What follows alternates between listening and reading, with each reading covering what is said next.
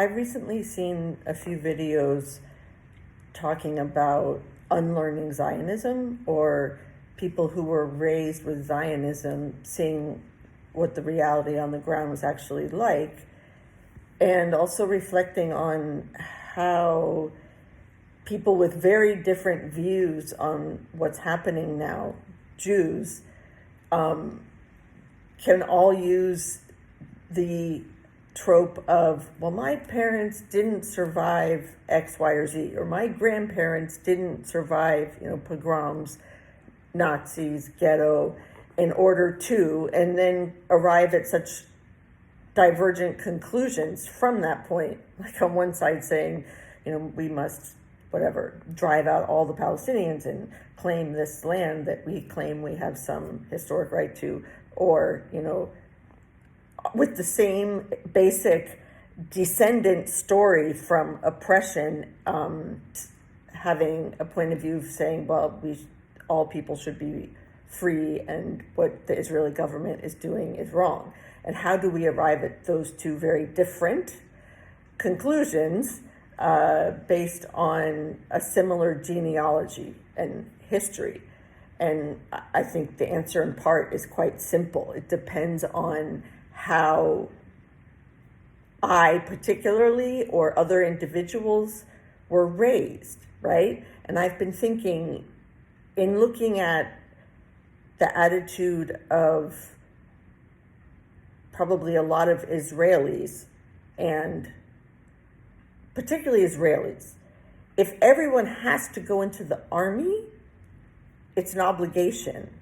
Then in order to defend the status quo of occupation, then they need to raise everybody to believe that that is necessary and correct and, their God-given right. Otherwise, they're going to have tons more conscientious objectors than they already do.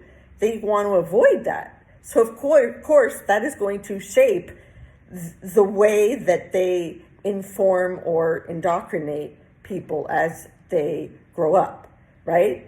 And then on the US side, where I'm from, I know that a lot of Jews in their synagogues and in summer camps or other Jewish institutions, there's a similar thing going on of having been raised to almost equate Judaism with Israel.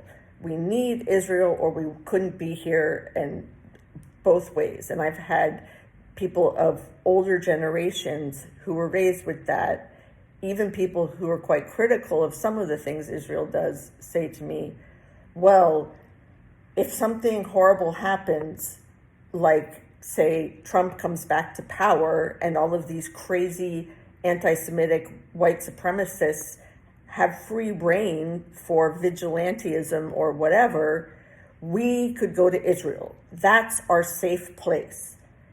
And my response, after having spent time there and been on, albeit a fairly limited tour in the West Bank, was, that is the last place I would go if there was an outbreak of dangerous anti-Semitism in the US. That is not at all my safe place. I would go many other places in the world before I would go there. It seemed unjust and unhealthy. In my education, as I was raised, instead of going through that kind of indoctrination or whatever, or to a Jewish summer camp, I went to an international summer program that was based on educating kids from a quite young age. I started at 10, about conflict in the world. And I grew up every summer with Palestinians and Israelis, with Catholics and Protestants from Northern Ireland, with kids from different parts and different experiences of conflict zones and refugees, from Cambodia, from Guatemala, from Honduras, hearing kids tell stories of having been tortured because they had the gall to ask their school for better books or desks, right?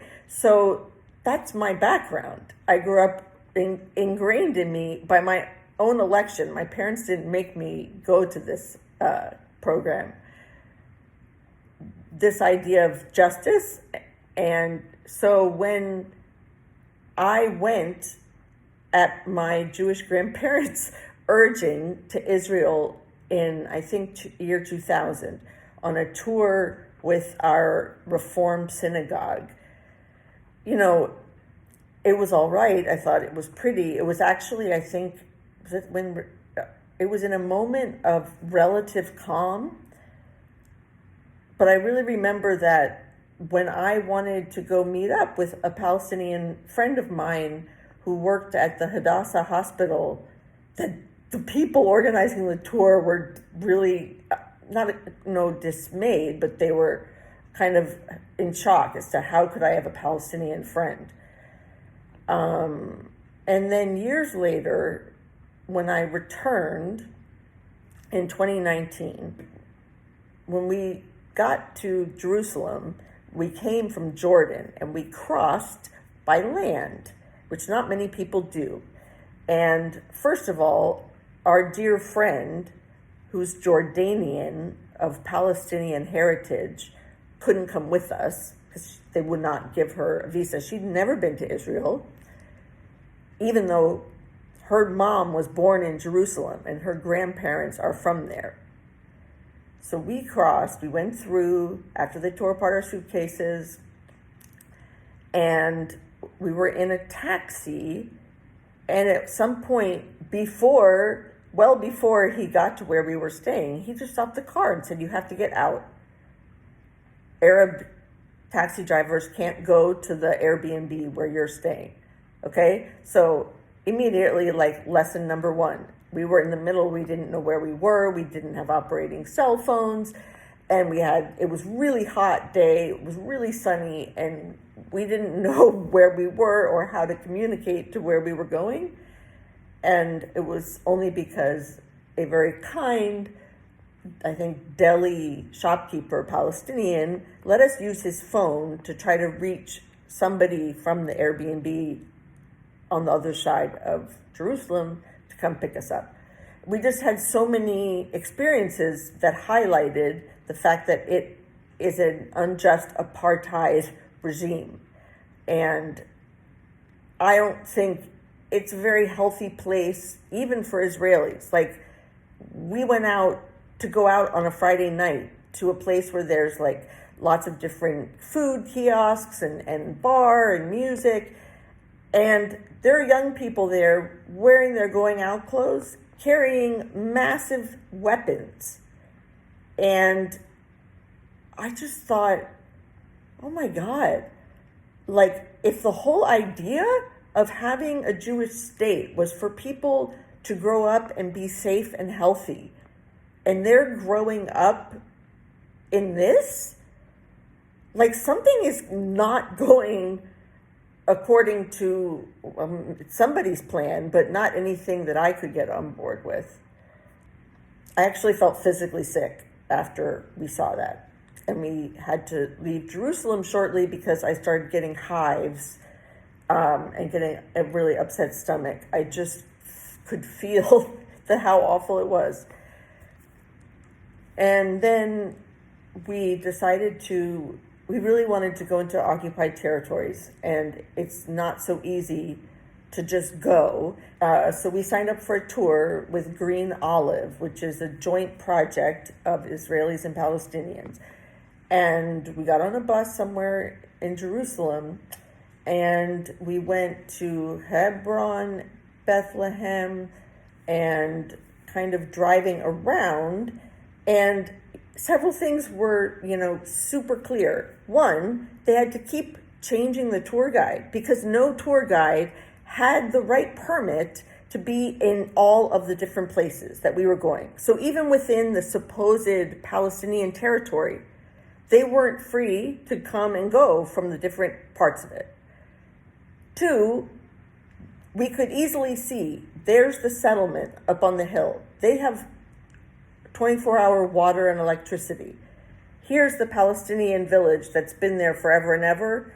They no longer have access to water. They have to have constant communication amongst themselves so that when whoever on the Israeli side decides to open the switch, I mean, the water doesn't even come regularly, so that when it comes, everybody just has to drop everything, like leave work, leave school, and go and, collect whatever water that they can until the next time, right? In Hebron, where the traditional old market area is, above the little shops that are remaining, that are still trying to survive, there's chicken wire. And on top of the chicken wire is a bunch of garbage. And then if you peer through the chicken wire, you see why they had to put it there. Because settlers have literally piled trailers on top of the market, and we were told that they not only urinate onto them and throw garbage, but they throw bleach or toxic liquids and they can't just put a roof on it because otherwise there's no light or they wouldn't be able to breathe. Okay, so it's really, to me, disgusting behavior that I don't want to have anything to do with. We saw lots of little kids with backpacks on, just like little kids anywhere, going to school. They have to walk by huge people in uniform with big weapons, huge weapons, to go to school, past checkpoints, every day. This is your life.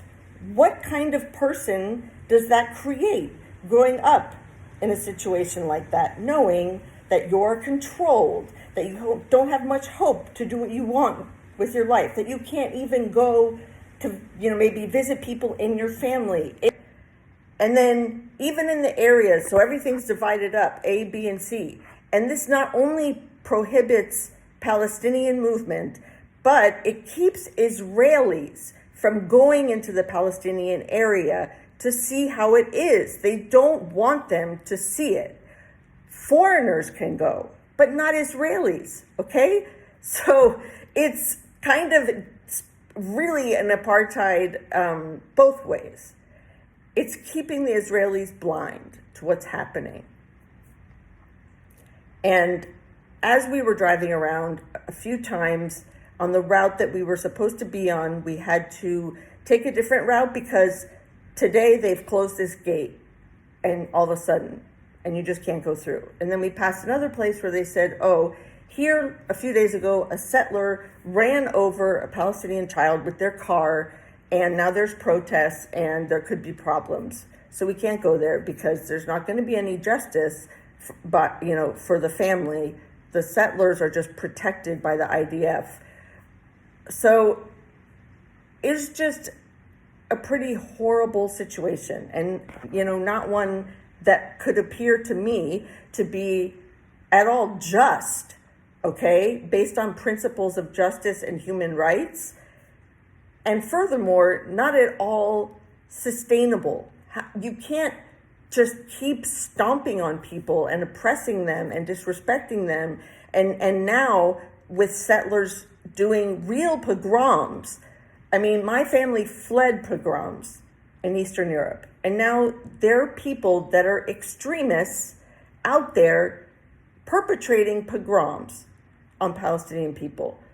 And I really feel that endangers us as Jews and us as the world, because you see that you're going to be really, really angry, and there's just too many people who've been too oppressed for so long, and some of those people may become artists or great orators or just depressed. But some of those people are going to be really angry and have nothing to lose. So while I can condemn the attacks by Hamas, I'm not surprised.